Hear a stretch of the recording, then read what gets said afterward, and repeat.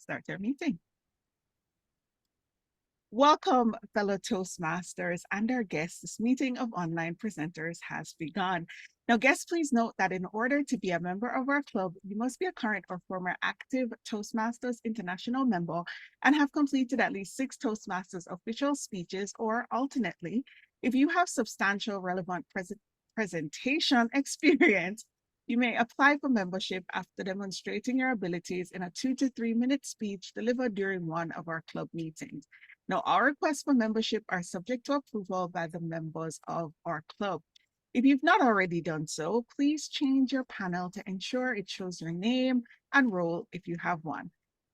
Right-click and select Rename to do so.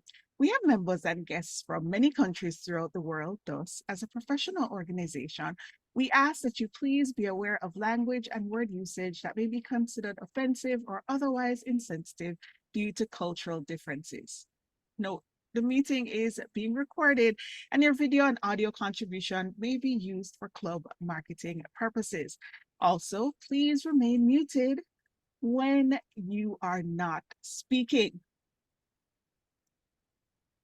He is in a pink shirt today. I was expecting a tropical one because he just came back from cruising. Happy to have him back. Help me welcome our President, David Carr. Thank you, Joni, and welcome to all the members. It's great to see new members coming into the club. As Andy mentioned, we better make sure we get the established members paid up so that we come out ahead. But it's great to see you all here. It's great to be back. And let me hand the meeting off to our Toastmaster of the day, Mary Ann Grady. Well, good evening, everybody. I'm Mary Ann Grady, and I am coming to you from very windy North Florida. It's like cyclone outside today. It's a little bit crazy. I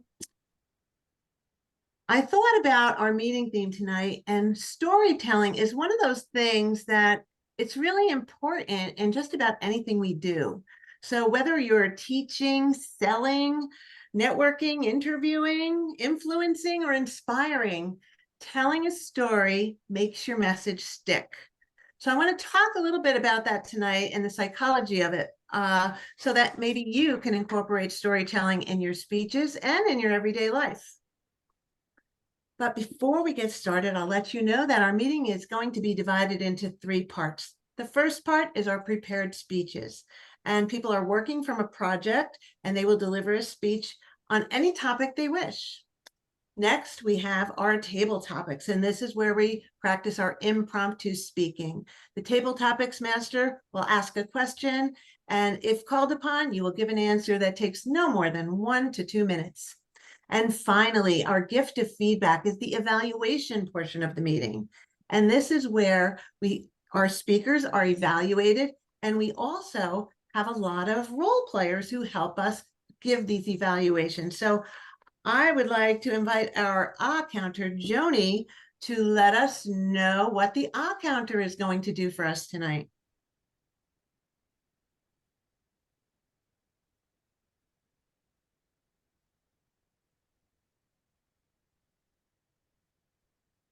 Can't hear you, Joni. Let's start off by, that was an example of a long pause. It was not deliberate, but it was a good example of a long pause. Yeah. As the counter, it will be my job to do the ahs, ands, buts, so's, you knows, and as I just demonstrated so effectively, it's not because I forgot to mute, the long pauses. Now, I will do that in an innovative way. Whenever someone ahs, you will actually see a visual cue. And if it gets really bad, please don't let me get to really bad. And I'll give a report when called upon to do so. Back to you, our Toastmaster of the day. Well, thank you, Joni. Our grammarian tonight is Dr. Andrew Byrne. Andy, let's tell everybody what you're going to be doing for us tonight. Tonight, I'm going to be watching everybody and actively listening to see if you're using correct English, correct sentence structure, correct tenses. Today's word, as we were talking about earlier, can be one of two words, and they're both in the chat. One of them is tedious, but the other one is something you may not have heard a lot about before. And let me see if I can find it here. Yes, the other word is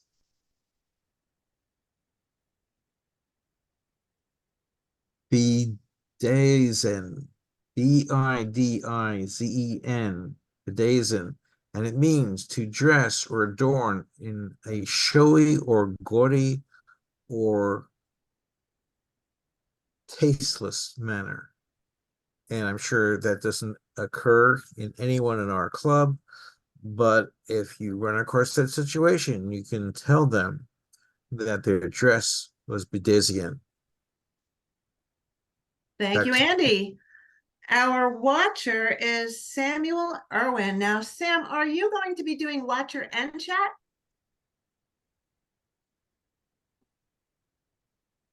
Will you tell us about watcher, and somebody text me or chat me about who's doing the chat? Oh, Sonny, got it. You're muted, Samuel. Sorry. Yeah, so the watcher will focus on the visual portion of our online meeting. If you're either a speaker or just a listener, I will be focusing on the visual aspects of how you present yourself. Okay, I see that our chat monitor is Teresa. Please tell us what you're going to be doing this evening. Hi, everybody. I'll be monitoring the chat, making sure we're not chatting too much during a time when people are speaking, and hopefully that the comments will be useful and informative in the chat. We'll report on that later.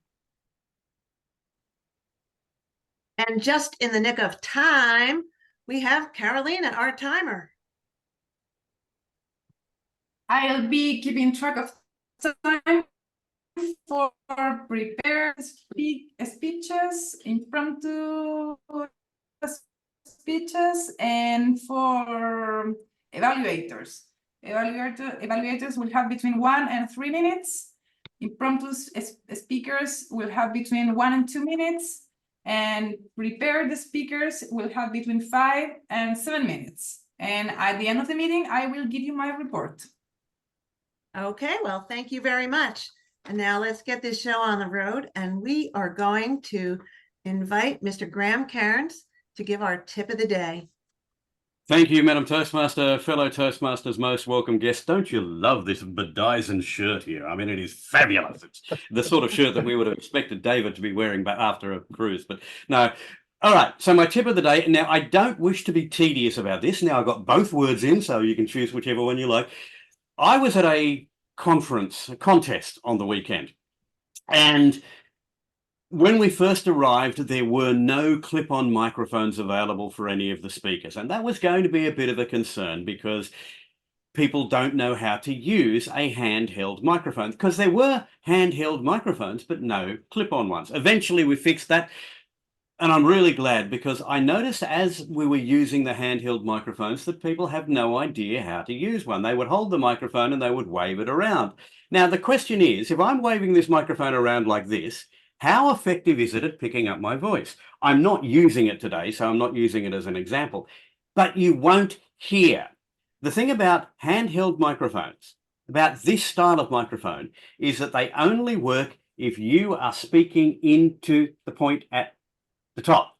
So when you're being asked to use a microphone, you'll notice the way that I'm holding this here, and I'll turn sideways so that you can see roughly the distance between my mouth and the microphone. This way you don't get that popping noise, but you'll notice that the microphone is pointed directly at my mouth. If I turn and I want to talk to the audience, and I want to talk to people in that corner of the audience, I will turn and talk to them, and I will turn and the microphone will turn with me. Because if I just hold the microphone there and then I turn off and start talking to people in that corner, it's no longer pointing at my mouth, it's pointing at my cheek. And my cheek doesn't talk. That's not where the noise comes from. The noise comes from this bit. So if you're using a handheld microphone, please don't hold it down here in the middle of your chest, because your chest, while it makes nice reverberating noises if you're a male and that's not where the voice comes from. If you have a microphone which is clipped onto a stand, and you know the sort of stand that we're talking about, which doesn't move, the microphone cannot move. So what you have to do is you have to keep your mouth pointing toward that microphone. As you turn, keep pointing your mouth toward the tip of the microphone. Better to use a handheld like this. And if you have to change hands, simply change hands so that you can make a gesture using your right hand.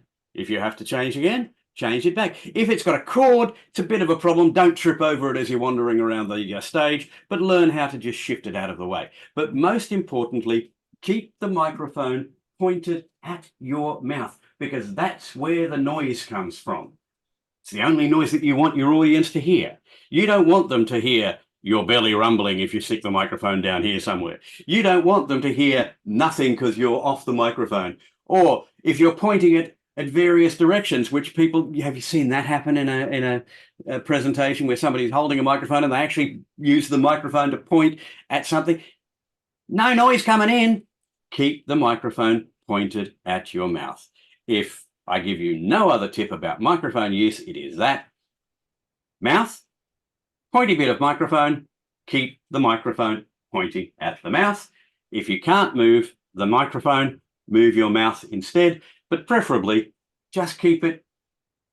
And you'll see how I'm doing it. It's easy, no dramas. That's our tip of the day, Madam Toastmaster.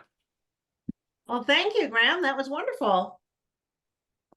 I have a speaker coming up today, and that would be our Joni-Renee Laidlaw. And she is delivering from a speech from the Engaging Humor Level 1 path, and it's Why Am I This Way?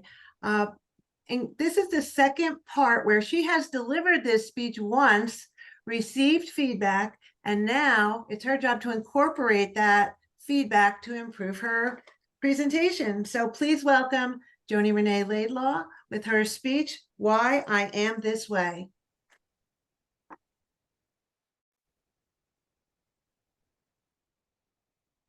I haven't always been an affiliative leader. Every single time I would take the Toastmasters International test, it would always give me coaching. Now, I do understand that nobody is one specific leadership style. As you can see, affiliative, coaching, altruistic, and democratic all fall pretty much within the same realm for me. But this was the first time affiliative ever took the top spot.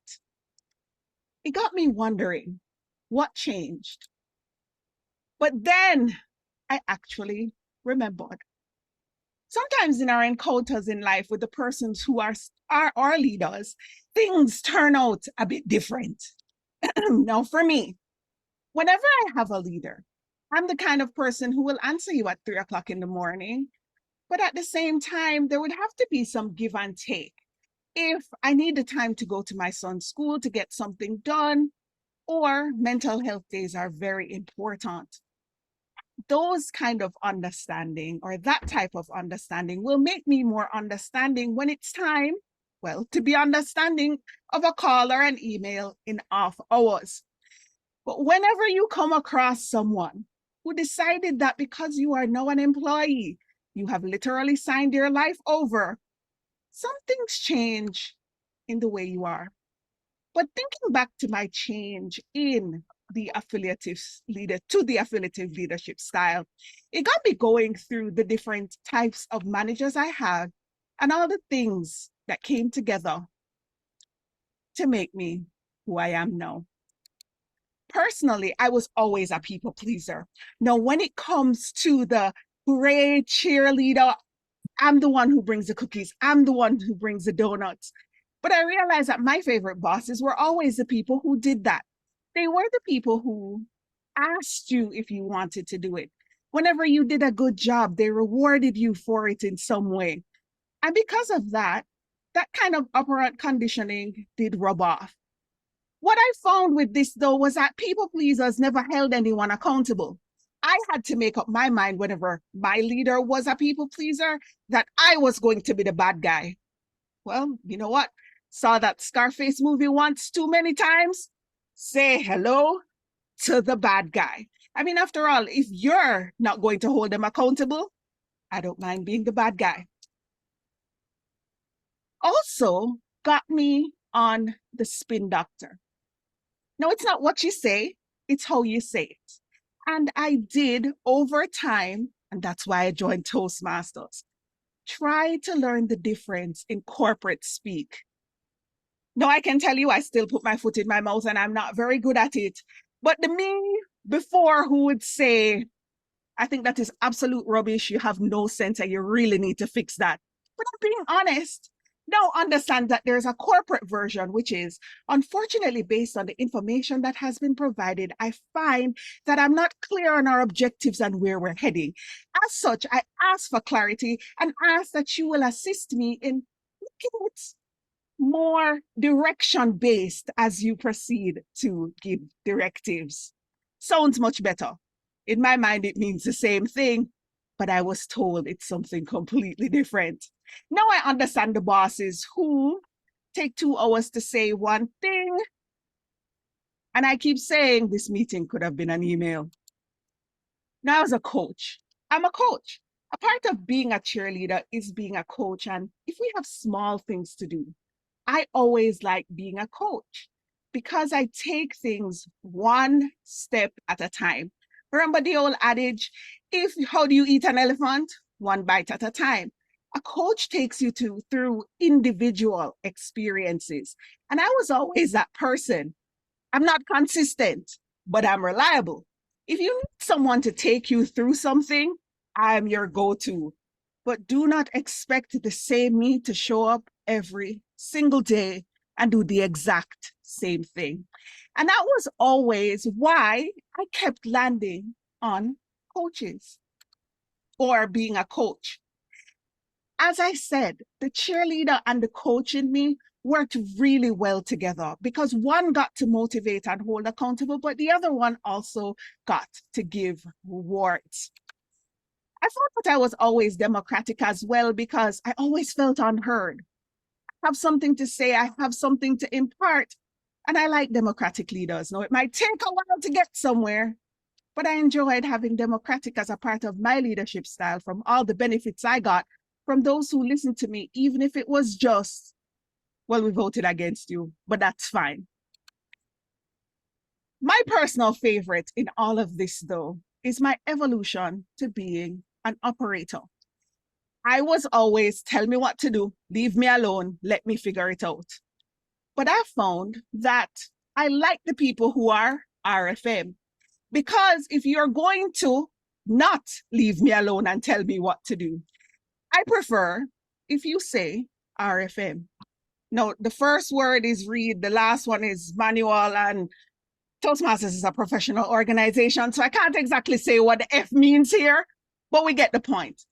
If you're going to be a micromanager and dictate, it helps if you have it step by step in a procedure. And ironically enough, it helps an organization overall because then they have an idea of how things work. With everything I've been through, though, I can say the one thing that I've learned is if you can be belligerent, you can be conscientious.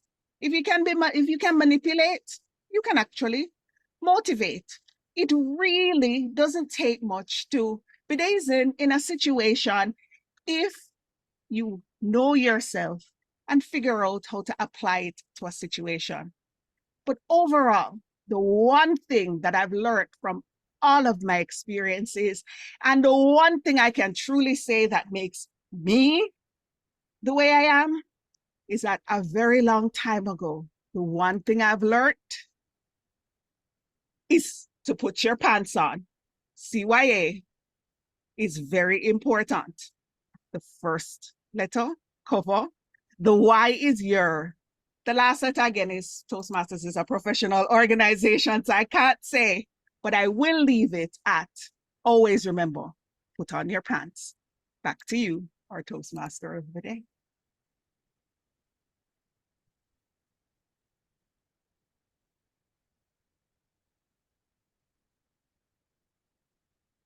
Well, thank you, Joni.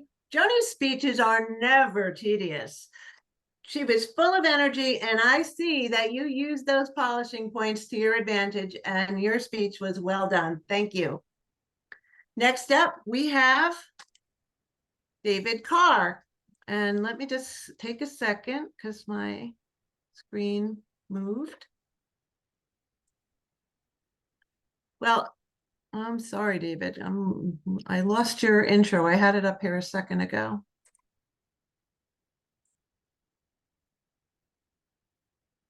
All righty.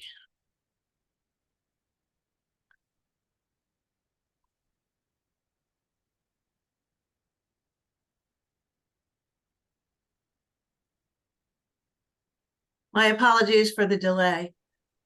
Our David's speech tonight is a 5 to 7 minute speech, and the name of it is Don't Lose Your Audience with a Disorganized Speech. David is our president and club founder. He's a DTM, and he recently returned from a trip to the Panama Canal. It was a cruise where the onboard lecturer gave an unintentional masterclass in what not to do when it comes to speech organization. David will share some tips on organizing a speech and make sure your audience follows you from beginning to end. Please welcome David Carr with Don't Lose Your Audience with a Disorganized Speech. Thank you, Marianne. There are 3 sins that people commit when delivering a speech that have to do with organization. The first is not having a consistent organizational plan for the speech that they're going to present. Another, not having transitions between parts of the speech that maybe actually be organized a little bit differently, but something to keep the audience with you.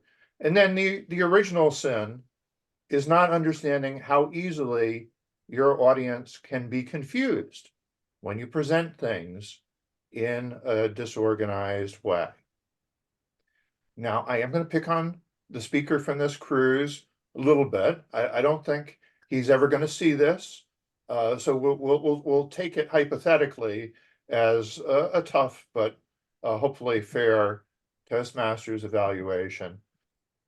This gentleman is Jim Clement, and he is a knowledgeable speaker. He has a speaker who has a good biography for doing what he was asked to do, which was to present about the history of the Panama Canal and also of other islands that we visited on this cruise, along with Cartagena, Colombia.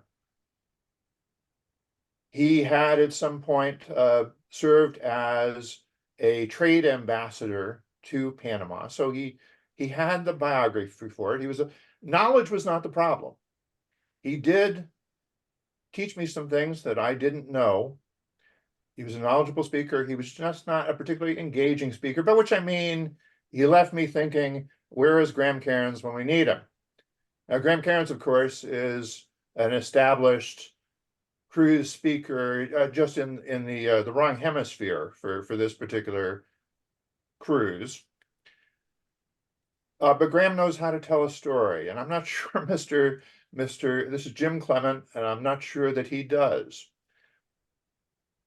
In particular, the organization of presenting historical information was a problem, in that he tended to jump around. For example, when presenting the history of the Panama Canal, he started by talking about the reasons the United States was interested in building a canal from the Atlantic to the Pacific. He talked about the schedule of that and the debate and the politics over whether it should be in Nicaragua or Panama or somewhere else. And there was some debate about whether it should be a sea level canal or a canal with locks, which of course is what they wound up with. And then along the way, he started talking about the French and the incompetence of the French. Well, okay, where did that come from? Now, I had read up in advance, so I knew that the French had actually been in Panama for about 20 years in the late 1800s, trying to build this canal, and the consortium that they put together eventually went bankrupt. Most of the workers died of malaria and yellow fever, or way too many of them at any rate. But he sort of assumed that everybody in the audience knew this history, this prehistory involving the French.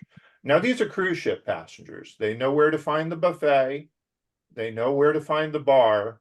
I would not assume that they know too much else. And so that was an issue. Jumping back and forth when presenting historical information was an issue. Now, there are many different ways of organizing a speech, but chronological is a natural way of presenting historical information, and you might expect the chronology to be consistent. But Mr. Clement would present things and he would jump back and forth between present day and the 1600s, the 1700s. He would jump all around. Now, I suspect that, particularly in terms of the Panama Canal, he might have benefited from using something like a timeline view. He could have used this, which would have to be attributed, of course, because it's from the Britannica. And this is actually maybe a little bit too busy of a slide. A better one that I like is this. This was actually created in Prezi. And if I go to the interactive version, you'll see that we can actually click on pieces of it and it zooms in very nicely. But this is not a speech about the use of visual aids. It's a speech about organization. And so you do need to make sure that you decide on an organization for your speech. And if you vary from that organization, you need to have a transition or multiple transitions to bring people along with you. Now, my wife only made it through the first of Mr. Clement's 4 or 5 or 6 speeches. I went to several of them, hoping that each one would be better. But one of the things that he did was he would go off on tangents. And tangents are something that you have to be careful of. Tangents, digressions, whatever you want to call them, where you get off your main point and you go off onto a side point. And you don't leave the audience with any breadcrumbs to find their way back, to know that before I was talking about this, now I'm talking about that, but I'm going to come back to the original point, right? So ideally, you would have some transitions along the way to say, this city was besieged by pirates. Well, here's a slide showing you that you can still see where the cannonballs dented the exterior of the fort. So we go to the present day and now back to the 1800s. You need to build in transitions and signposts along the way to bring the audience along on your speech. I suspect that one of the sins that Mr. Clement committed, that a lot of us do, is that he organized his slideshow. And he thought that he was organizing his speech. And so the organization that we actually got was a new slide would come up on the screen. He would read the title of it. He would say a few things about that. Then often he would go off on a digression where you wouldn't know exactly where he was going to get back to the point of his story. But he was using his slides as an outline of the speech, as a crutch. Now, if you saw that picture of him up on stage, it is a big, beautiful projection system. And if you're giving a cruise ship speech, you probably do want to show some beautiful pictures of the islands, of the settings that people are going to be visiting, of any historical images that you can present that are meaningful. So you do want to make use of those slides. This is not a speech to give without slides. But if you're going to depend on your slides for the organization of your speech, then your slides had better be organized. And what would happen was he would show a slide, and then he would show another slide that went off on a different topic or a different period in history. And then there would be yet another slide that was on the subject that he was discussing 2 slides ago. And so he would start repeating things that he told you previously without necessarily adding to them or building upon them. So what can we do about this as speakers? We can think carefully about the organization of our speeches and about the transitions, the signposts, the things like, well, first this happened, then this happened, then that happened. First, second, and third. Anything to organize the modules of the speech so that people understand how they fit together. And we have to have an appreciation for how easy it is for people to get confused. And as a writer, I've had to learn that, how much more difficult it is to communicate clearly in speaking as opposed to writing. Because if you write something that's a little bit complicated or confusing, if people are confused, they can at least go back and reread the last passage and then maybe move forward. In a speech, you've moved on to something else and they're even farther behind. So don't leave them behind, trying to bring them along with you. And here's the secret. I'm going to share a blog post with you that talks about all the different ways that you can do transitions to bring people along in your speeches, including using phrases like, and here's the secret, or, and here's what I really want you to remember to punch a certain point. And one of the things I would like you to remember is that you can break all of the rules if you do it skillfully. So I was talking about digressions a few minutes ago. You don't really want to have a digression that builds on a digression, builds on a digression. But that's exactly how the humorist Dave Barry constructs a lot of his writing and speeches. But then he'll bring it all back with a callback to something from the beginning where he says, and that would make a great name for a rock band. And you would realize there was a structure there all along. So if you can do that, great. But along the way, think about how you can organize yourself better. Toastmaster. Well, thank you, David. I actually took some notes during your speech, so I really appreciate that. Wonderful. Now, Carolina, do both of our speakers qualify?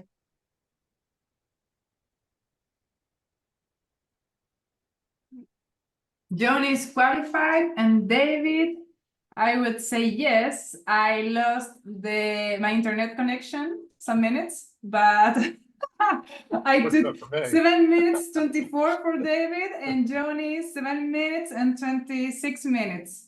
7 minutes and 7 minutes and 26 seconds. Okay, well, Joni will be putting the link to vote in the chat for your favorite speaker this evening. I will be putting the link in the chat. I will be your vote counter today.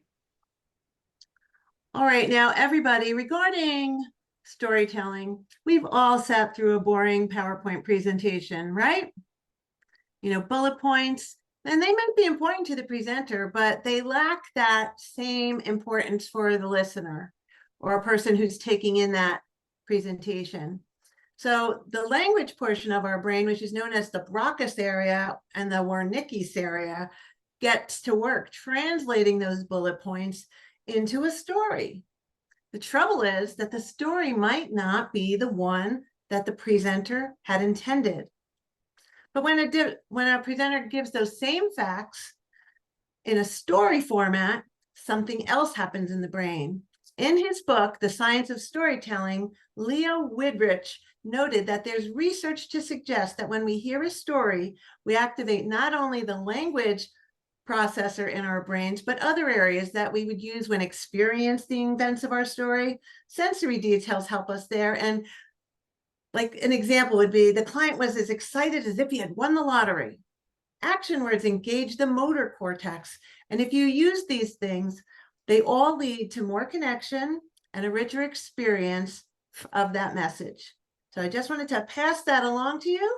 And now we are going to move along into our impromptu speaking, our table topic session. And tonight, What's the name of the book again?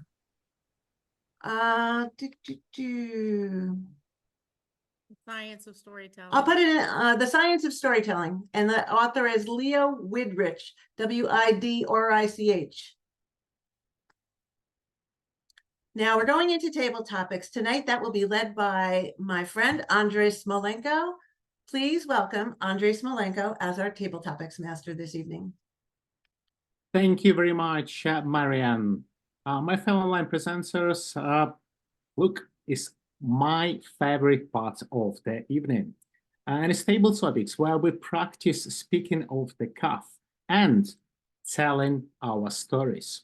When I look at the theme of our evening tonight, I thought, what can I add into it? The only thing that came into my mind is, Andre, think outside of the box.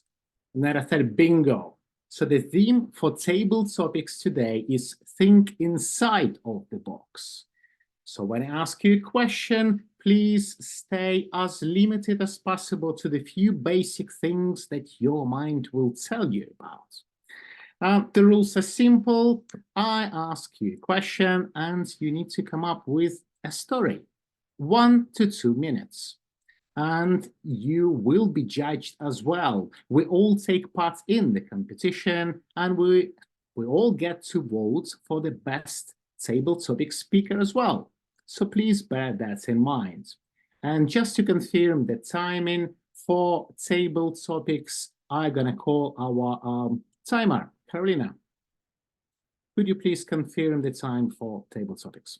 You will have between 1 and 2 minutes for giving your answer. Brilliant. Thank you, Carolina. So any questions, anyone? If you feel uncomfortable or perhaps you may even feel scared of table topics, it's not going to help you. I still can call upon any one of us since we're advanced club and we should be able to participate in this activity. Bearing in mind, think inside of the box and tell your story. And my first question sounds like, what is the most useless invention of the century?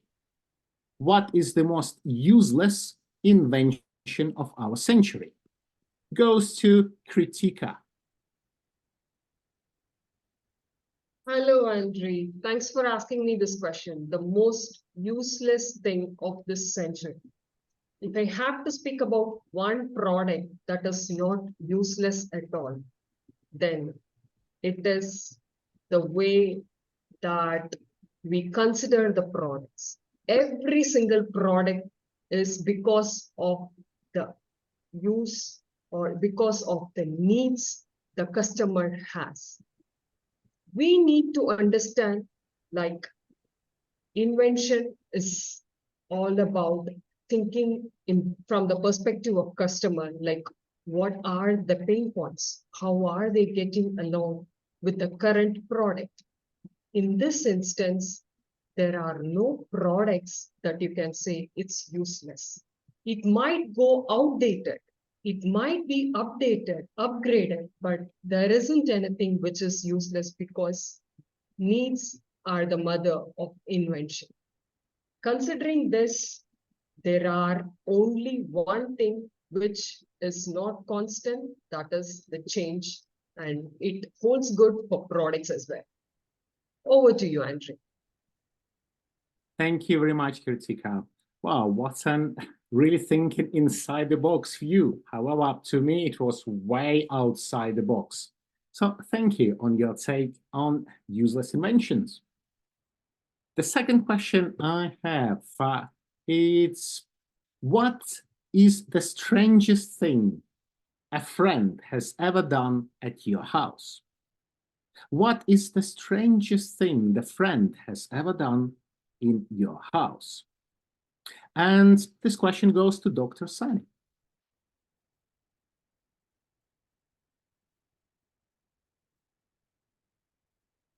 Sani, you're muted. That's a difficult question. What's the strangest thing someone has done at my house?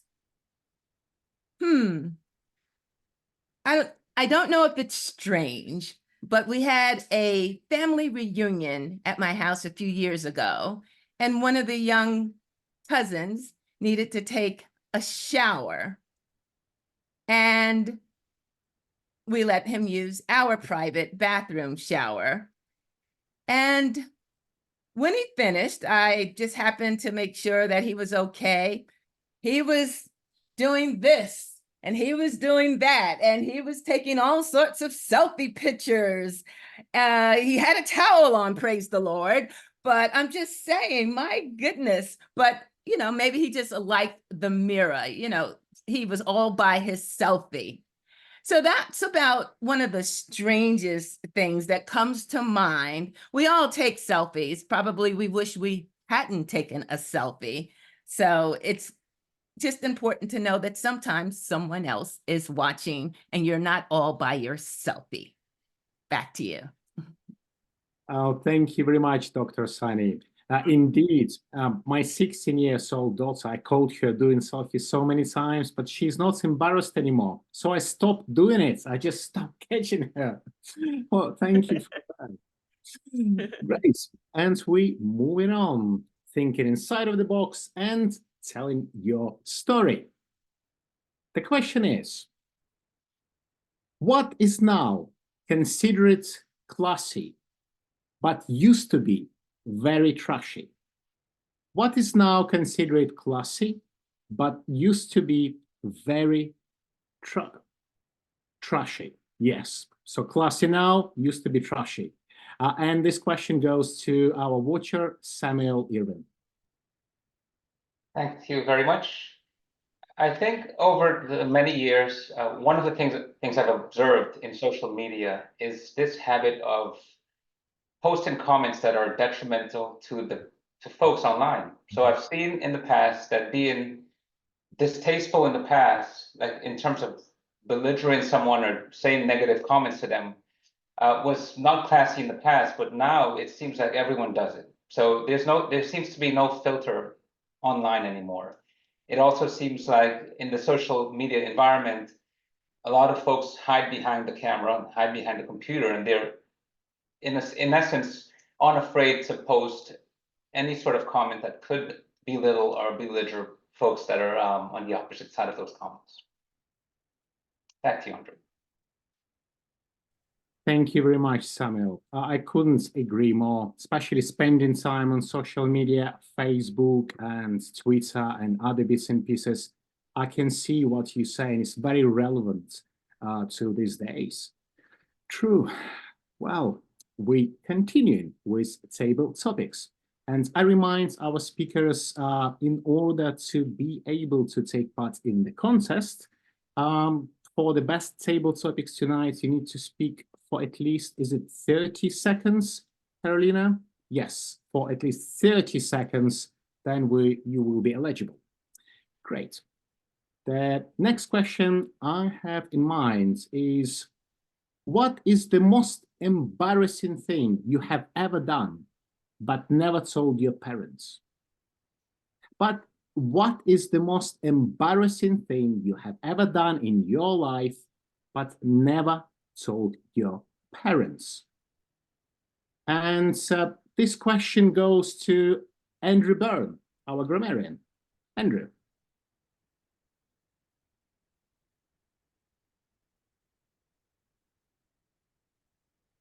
Thank you very much, Andre, for that question. I think that if I recall anything that was a challenge, was my parents had gone away on a day trip and they had said no parties in the house. Of course, I had friends over when they went away, and that became a problem because some of those friends brought beverages that were alcoholic, and some of the people were not used to drinking alcoholic beverages. The end result was there were a few people that actually vomited and didn't make it to the bathroom on time. And that presented a big problem of having to clean out the entire house, including what accidents occurred about and near the bathroom. And everything was ultimately done and brought back to a normal state of before. And when my parents finally came home, they said, "Gee, the house looks like it's been cleaned." I said, "Yes, I thought that while you're away, I would do you a favor and help clean the house." To this day, they still don't know what had happened at the house and the party that ensued, the drinking that occurred, and the vomit that was all over the place. Thank you very much, Mr. Table Topics Master. Oh, Andrew, well, thank you for the story. Now you came clean. Well, as we know that we record our meetings for our public relations campaign. And if you could give me your next of kin email address, I would love to send it to them. Just to consider. Thank you. Right, and we're moving on with the next question. I just would like to find out with our Marianne, our Toastmaster of the day, have we still got enough time to continue? Or two more? Brilliant. Okay, let's do two more.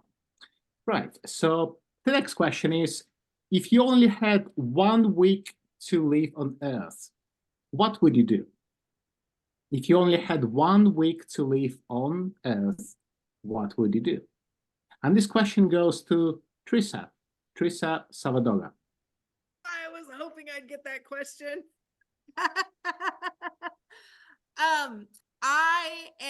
If I only had 1 week left to live, I write handwritten notes to people that I love. And I want to write a bunch of letters so that they had something to treasure forever. And then I also would love to go scuba diving. I love epic meals at great restaurants. And I love a great hug. You know, after COVID, we don't hug as much as we used to. And I love a really juicy hug. And there are just a few places that I would love to step my toes into the ocean again in Thailand and visit the temples there. And again, visit the street markets. And also, and I'm conflicted because I'd also really like to snuggle with my cats. We have this napping ritual where, you know, I take a nap and I end up surrounded by my animals, and it's really lovely.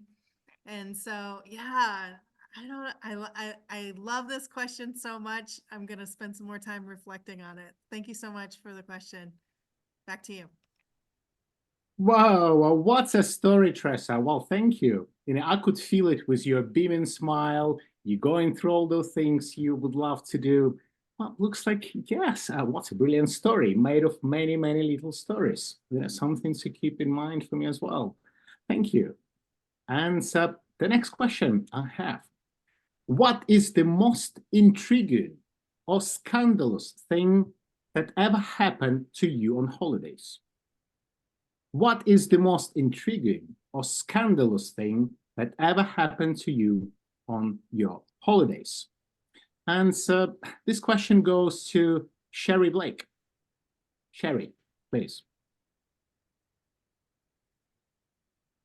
Thank you so much for that question. And unlike Teresa, I was hoping I would not get that question.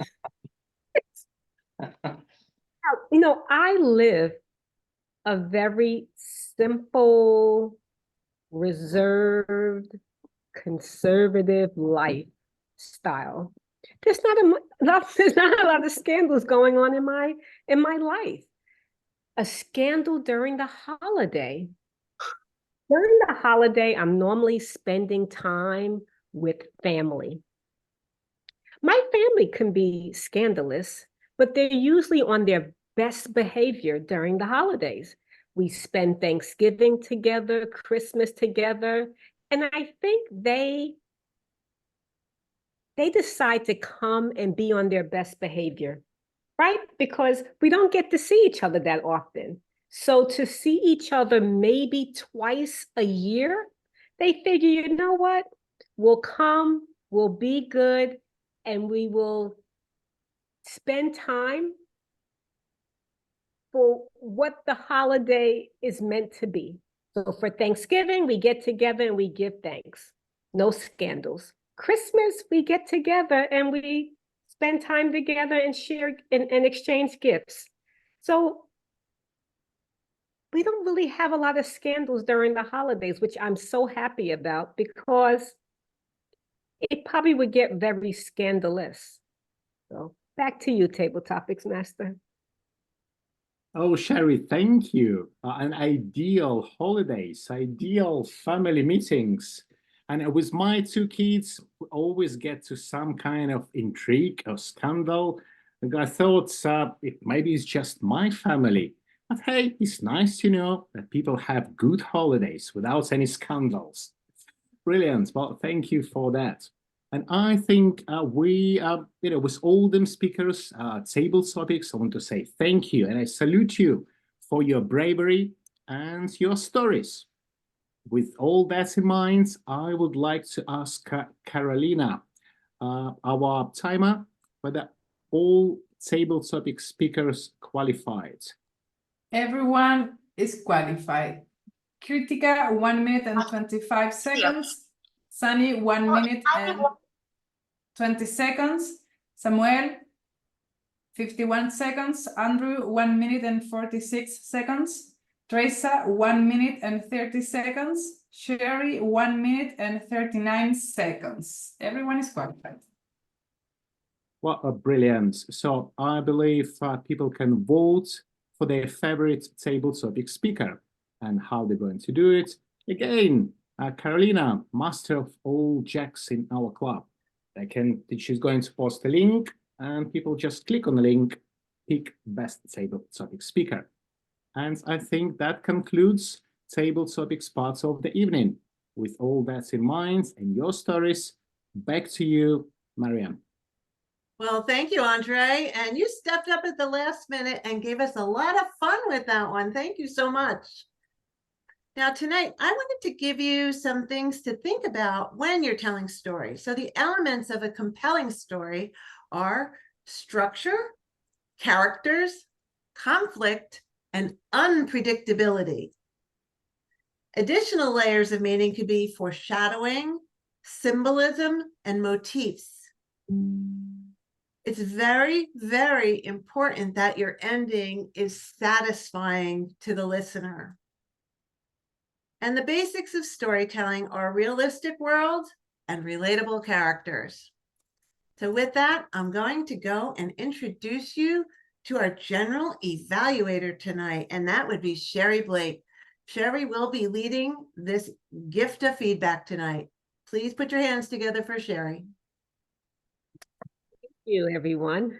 So tonight I'm going to be leading the evaluation, assessing the meeting and giving feedback. Let's start off with our evaluator, Jim Barber. He will be evaluating Joni's speech. Jim. Thank you, Madam General Evaluator. Joni, why am I this way? That answered the question that many people have been asking about you ever since you joined Online Presenters. I will start my evaluation by saying that your presentation was not bedizened, it was not tumultuous, and in no way was it tedious. So there. Now, what your presentation was, wow. This was the second presentation. You gave your first presentation, your first version several weeks ago. You received your evaluation. You took your evaluation to heart. You made so many changes that, except in the most basic sense, this was a brand new speech. Congratulations. That was very well done. And the results showed. Start with, David talked about the importance of structure, and your speech was very well structured. We knew exactly where you were going, every step of the way. Very, very well done. Vocally, oh, I love to listen to you talk. I love to listen to you speak. You are comfortable, you are conversational, you are a master of the use of the pause. You use it at the appropriate place, but you don't overuse it. Your speaking pace varies, the good vocal variety, it just worked very, very well. Visually, oh, let's see, I might as well use this. See if I can pull it up. There we are. Visually, I loved the way that you shared the screen. It's a problem that many people have, is how do you be on the screen and yet how do you have your slide on the screen as well? And you solved it beautifully. It's nothing fancy or anything like that, but you simply have you on one side, your slide on the other side. That was so well done. Congratulations. Sometimes technology does not work in our favor. I like this approach. I'd like to see more of it. I'm going to do that myself. Let's see. Oh, I loved, for example, your hand-drawn slides. And again, that's different than what people normally do. There we are. Your hand-drawn slides. It's normal to pick out the right typeset and so on like that. You hand-drew your slides, and that established we could have a great connection with your audience. We felt that we knew you. This was personal. It was comfortable. I love the hand-drawn slides. And that leads me to one of my two suggestions. You did have sprinkled in there a couple of times a summary of all of the different leader types. And that was a standard Toastmasters formatted, small type, small print kind of things. And that frankly, it didn't work. The print was too small. It was too hard to read. It didn't convey any information. Ditch them. Or if you really think you need a summary, hand draw a summary, kind of like you did the others. And that would work much, much better, because I loved your hand-drawn slides. The other suggestion, a minor little thing, but you had a brilliant opportunity there for some real humor when you talked about RFM and CYA. But you didn't, I think, use that as comfortably or as well as you could have. You could have, rather than talking about what Toastmasters doesn't allow you to do and you can't say this and so on like that, and we knew exactly what you were doing, is just simply go ahead and use the words. And of course, I'm talking about the F word that starts with F and it ends with UCK. And of course, I'm talking about fire truck. So read the fire truck manual, and CYA, cover your asterisk. And if you use those two words, we know exactly what you're talking about, and yet we'll also admire your skill in not saying them. But again, this is just a little minor thing. This was a terrific presentation, really good, and you knocked it out of the park in terms of coming up, improving on the presentation that you did before. This one was great. Madam General Evaluator. Thank you so much for that evaluation, Jim. You know, a good evaluation makes us better speakers, so I'm sure Joni appreciates your feedback. Next up, we'll have, and this is my first time pronouncing her name, Kurtika? Did I pronounce it right? Okay, thank you. So Kurtika will be evaluating David Carr's speech. David, what a casual way of delivering a speech. I've heard many of your speeches in the past, but I should confess here, you are a wonderful speaker, giving a casual talk more than a kind of prepared way of delivering speech. A friendly note, a pitching of a point, like expositioning. Expositioning is the way that you introduce your concept. Actually, I did not get your title, though with your speech, I should say, I was able to get involved in understanding the nitty-gritties of presentation skills, which is required for a presenter. You perfectly exposition the story. The way that you introduced your own character, the speaker whom you have shown on the slide, was quite good. The point at which you tweaked slightly, giving the specific incident of the chronological way of describing the history of Panama, it was also organized, and it has been taken in a well-ordered way. The hints and descriptions of how you should give a speech was wonderful.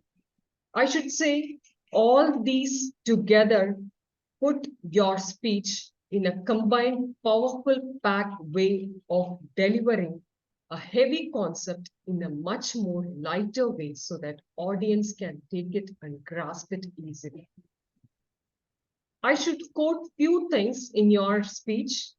The difference that you gave between the reading and writing, comparing between the both skills and the way that you need to take forward was wonderful. The specific incident in your vacation was narrated in a much more efficient way, I would say. An organized and full-fledged form of presentation was this.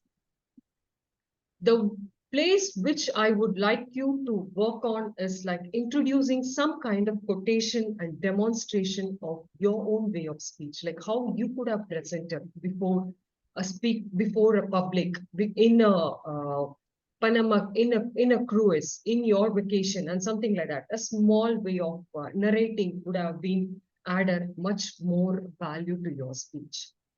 Your speech was wonderful. Overall, it was completely organized, starting with the introduction of the topic, slowly foreshadowing and expositioning the concept, and at last giving justification and value to the topic was really excellent. So over to you, Toastmaster. Ram. Okay, thank you so much. Another great evaluation. Thank you so much for your feedback. Let's move on to the R counter. Please give us your report. Thank you. Thank you, Madam General Evaluator. We had a lot of crutch words today. I'm assuming we wanted to make sure that I had my R counter active. Marianne was well. David had I. Andrew actually did an ah or two for me. Andrew had pauses. Sherry had pauses, and a so in her table topics. But for today, the person who is the Wizard of Oz is Graham Carnes. And not because he did the most, but because he was bedazzled in his use of and, he set a trend. Because he started with ands and he was followed by me, there it was a while ago, Andrew, Tracer, and me again, critical. So and was inspired by Graham today. Back to you, our General Evaluator. Thank you so much for that report. Next, we're going to move on to the grammarian, Andrew Byrne. Thank you very much. As Joni stole some of my thunder that the word "and" was used too much, we also had a number of people use all the words that we had posted in the chat box for grammarian. We had people using tedious, people using bedazzled, and it introduced 2 new words to members of the club. I also wanted to point out with a kudos to David. He used a lot of, as we say, $5 words and correct sentence structure, and that was very nice to see him do that. Back to you. Thank you so much for your report. Next, we're going to move to the watcher, Samuel Irving.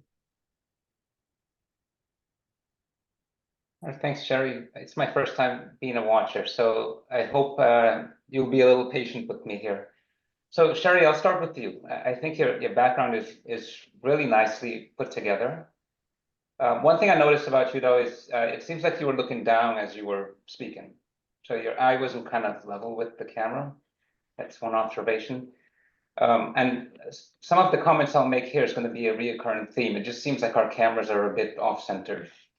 Karthika, it's the same thing with you. It seems like if you look at the replay of the video, you're slightly off to the left. You're not centered in your presentation. What else do I have? Marianne and Andrew, I felt like the two of you, same comments, you guys were like looking off to this way. When you weren't engaging in your speech or talking, you were off a little bit sometimes, not all the times, you're a little bit off-centered and looking away from the camera. And then Carolina, I don't know if this is because you're the vote counter, but it seems like your background was constantly going, and that could be a bit distracting. But I think that's because you're a vote counter and it changes between the different colors. And that's all I have. Back to you, Sharon. Thank you so much for that. Appreciate it. Next, we'll have our chat monitor, which is Teresa. Hi, everybody. So for today, we had a great chat. Andrew, it sounded like you had put the word of the day in the chat, but then as other people joined, they missed the opportunity to see the words of the day. So I kept scrolling through and I couldn't find it. And I joined the meeting early. So you might want to think about adding it more closer to when the meeting starts. We had a little chat about Holi, the Indian holiday, and Graham mentioned getting speaking gigs on cruise ships, and we got some follow-up information on that. And resources, we talked about the science of storytelling and a great article on 71 speech transitions, and overall, great job with the chat. Thank you so much, everybody. Back to you. Thank you. I appreciate that. Next, we'll have our timer. I know the timer gives the time at certain intervals during the meeting, but I will turn it over to the timer to give her Here report. goes the time for evaluators. Jim, 3 minutes and 14 seconds, and Kirtika, 3 minutes and 15 seconds. Both are qualified. Remember to vote for your favorite evaluator. Back to you, Sherry. Thank you. And then next we'll have the word of the day, the word master. Or was the word master combined with someone else? That was under the word of the day was also the grammarian. Okay, great. Right, that person mentioned that. Okay, well, I'll give a little summation of what I saw this evening. Well, we started on time, which is always great, right? We start on time, we finish on time. The tip of the day was very useful. I enjoyed the tip of the day.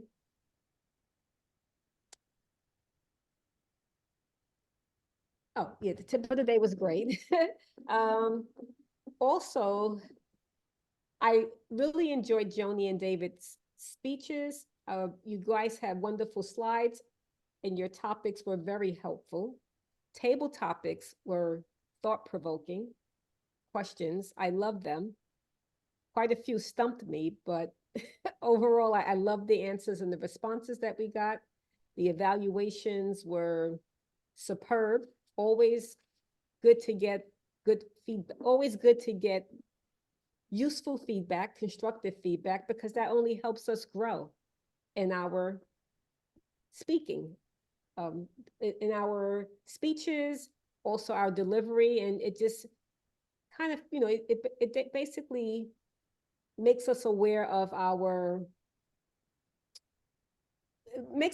areas where we can improve, and we know that we all would like to improve in our speeches, especially with some of us competing in speech contests. So feedback is always helpful. But overall, we had a great meeting, great attendance. It always seems to be the same crowd. Hopefully one day, maybe I'll get to meet some new members. And it was a great meeting. I'll turn it back over to the Toastmaster of the day. Well, wonderful job. Thank you so much, Sherry. You're welcome. Carolina, did you want to announce our winners of the day? Yes, drums. Best evaluator, Jim Barber. Best table topics speaker, Andy Byrne. Best speaker, David Carr. Congratulations to the winners. Back to you, Miss Toastmaster. Well, thank you so much, Carolina. Now, we talked about storytelling, and when I signed on tonight, there was a conversation going on, so I didn't hear the beginning of it, but somebody was advising Andre to use personal stories and vignettes. So personal stories are even better than regular stories. And the reason are, in my opinion, is because they're easy to remember because they really happened to me. So it's not like something I have to make up and remember. I know it already. So think about using personal stories, and it helps somebody connect to you as a person even more. So it's all about connection and developing rapport. And I hope that you all work on your storytelling skills to connect more with everyone. Back to you, Mr. President. All right. I just reposted, by the way, the tips about transitions article. When I went out looking for sort of the remedy to what I had seen with this cruise speaker, I was particularly looking for information about digressions or tangents that people go off in, and how much of that is tolerable or recommended, and how to keep it manageable. And that was actually the best article I found on that particular topic. There are lots of other articles you can find about how to organize a speech. So I'm glad to be back, and I am glad for getting a nice vote tonight. I did feel like I was giving a speech about organization, and I was not as organized as I wanted to be, or as prepared as I wanted to be going into that speech. Joni knows she signed in early, and I was still saying, well, I can't talk right now because I'm trying to actually write my speech in the other window. But we all work on it, and we're all trying to get better. And that's what we love about this club. Let me, if Graham is still with us, I will turn it over to him to maybe try and organize a few things for upcoming meetings. Indeed, I'm happy to do that, Mr. President. Taking a look at our next meeting, which